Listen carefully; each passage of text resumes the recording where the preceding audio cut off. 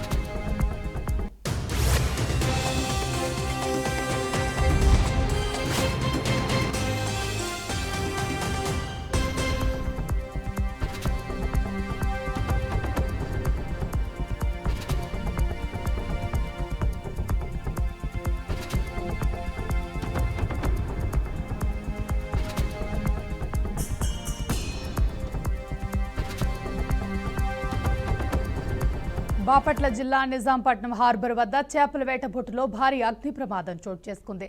జెట్టి వద్ద నిలిపి ఉంచిన చేపల వేట బోటులో ప్రమాదవశాత్తు మంటలు చెలరేగాయి. మంటలు వేగంగా వ్యాపిస్తుండటంతో బోటులో ఉన్న మత్స్యకారులు ప్రాణాపాయం తప్పించుకునేందుకు కిందికి దూకారు.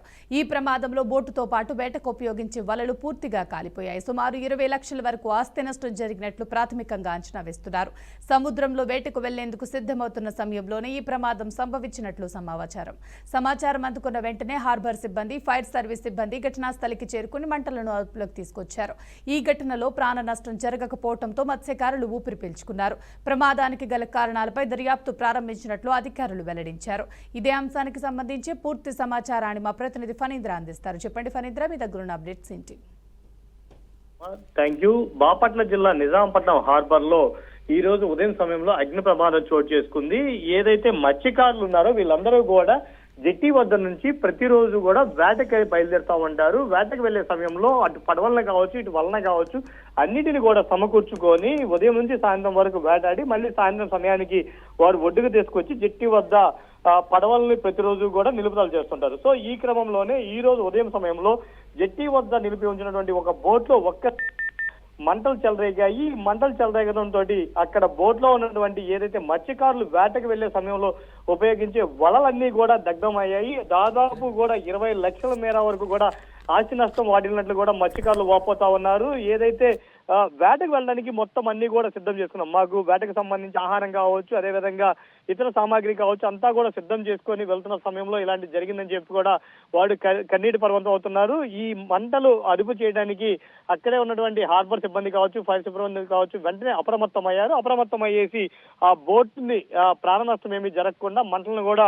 అదుపులోకి తీసుకొచ్చే ప్రయత్నం అయితే చేశారు. వెంటనే అక్కడికి వచ్చినటువంటి ఫైర్ సిబ్బంది హుటాహుటిన మంటల్ని అదుపు చేసేసి ఎక్కువ మేర ఆస్తి నష్టం జరగకుండా చూసేందుకు కూడా ప్రయత్నాలు అయితే చేశారు. ఎందుకంటే ఆ జెట్టీలో ఈ బోట్ తో పాటు చుట్టుపక్కల ఇంకా ఎక్కువ బోట్లు నిలుపుదల చేస్తుంటారు. సో ఈ బోటుకి ప్రమాదం జరిగిన వెంటనే మిగతా బోట్లకి మంటలు కూడా వ్యాప్తి చెందకుండా అటు హార్బర్ సిబ్బంది కావచ్చు, ఇటు ఫైర్ సిబ్బంది కావచ్చు హుటాహుటిన స్పందించడంతో పెద్ద ఎత్తున ఆస్తి నష్టం కూడా తప్పిందని కూడా చెప్పుకోవచ్చు. Varma, thank you Phanindra, thanks for the update.